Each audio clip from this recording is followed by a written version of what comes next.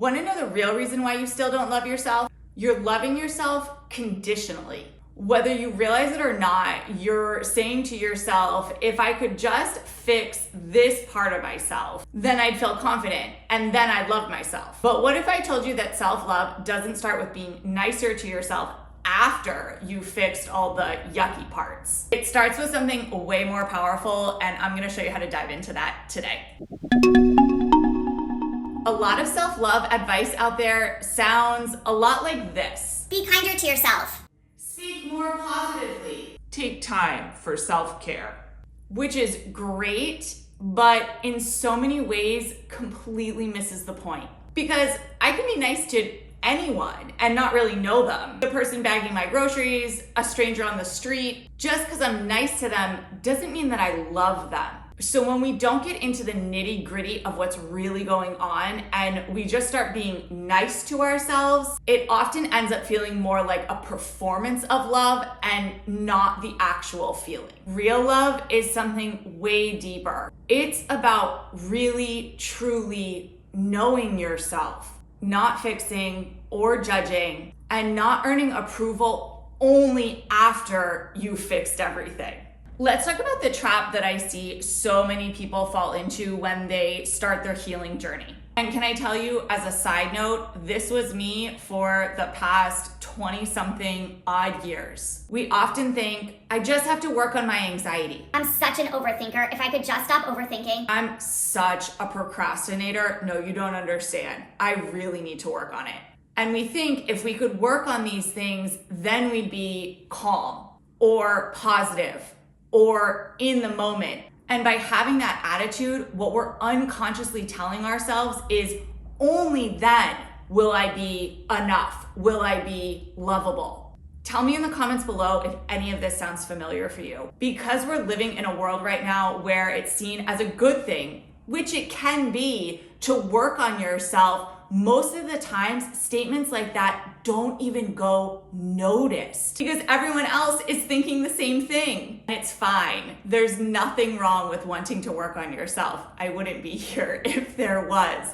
But the trouble is you're sending yourself a message that you can only love yourself when those things happen, and that is conditional.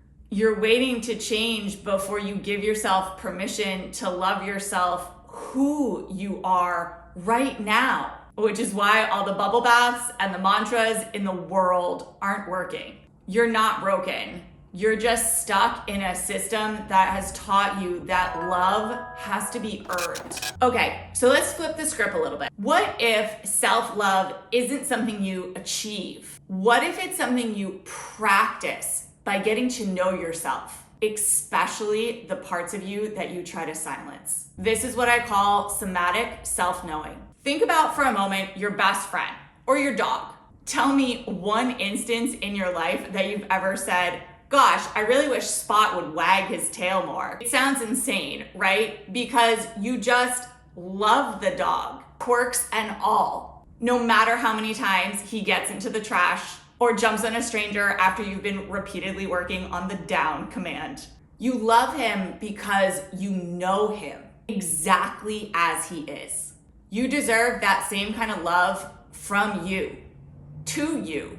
Okay, so here's your action step should you choose to take it. The next time that you catch yourself doing the thing that you think you shouldn't be doing or that you think you need to work on more, procrastinating, overthinking, being anxious, ruminating, pause for a moment, and instead of judging it, see if you can take a moment and ask yourself what it feels like in your body to be doing the thing. You can literally say, what does it feel like in my body right now to be procrastinating? And then notice. With as much curiosity as possible, it's likely that you will hear or have some thoughts that are telling you this is crazy, or you shouldn't be doing this, or it's a waste of time, and that's totally fine. You can hear those thoughts and see if you can come back to the body, even if the thoughts are still happening. Notice if the sensation feels heavy or light, tense or constricting, what size it is, where it is in your body. Notice if maybe there's a numbness to it, or a movement or a direction. For just a moment, don't worry about fixing it. Instead, focus on the experience of being in it. What we tend to forget is that that's the part of us that's begging to be seen, not solved. It can feel super challenging in the beginning, so give yourself grace as much as you're able to. If it's helpful, you can write down the thoughts as a way to get them out of your body, and then keep coming back to the sensation itself. Letting yourself know, telling yourself if it's helpful, that that feeling, that experience is allowed. And I want to make a quick note here, because oftentimes we think that allowing it means that we have to take action on it, and that is not the case. Oftentimes, just going to it, just acknowledging it and allowing it to exist without trying to change it can shift things. So that practice is super simple, but especially if your brain is used to doing and going and fixing, it can feel enormously challenging. When things feel challenging, it can really help to have a guide. So I made you one. Check the link in the description below for an infographic that helps walk you through what we just went over and gives you some tips and tricks to think about doing it on your own time. And keep coming back to it, because it's a practice. The more that you practice it, the more that you are telling your system that it is okay to show up as you are. Nobody, not a single one of us, is perfect. And it is so much more harmful for us to pretend like we are than giving ourselves the space and the permission to be able to exist as the humans, messy, dynamic, funky, unique creatures that we are. And so just in the same way that thinking, oh, I have to work on X, giving yourself the time and the space to show up in the messiness, in the acknowledgement that what I'm feeling right now is happening and it's real for me, is a way to continue to come back to yourself. Because self-love isn't about perfection, it's about connection. And connection comes from the deeper knowing. You don't need to be fully healed, whatever that even means, in order to be loved. You need to start being able to say, I know this about myself. I know this deeply and intimately. And that's a part of me. The more that you truly know yourself, you begin to realize that you were never broken. There's never anything to fix. You're just waiting to be seen in all of your very human glory.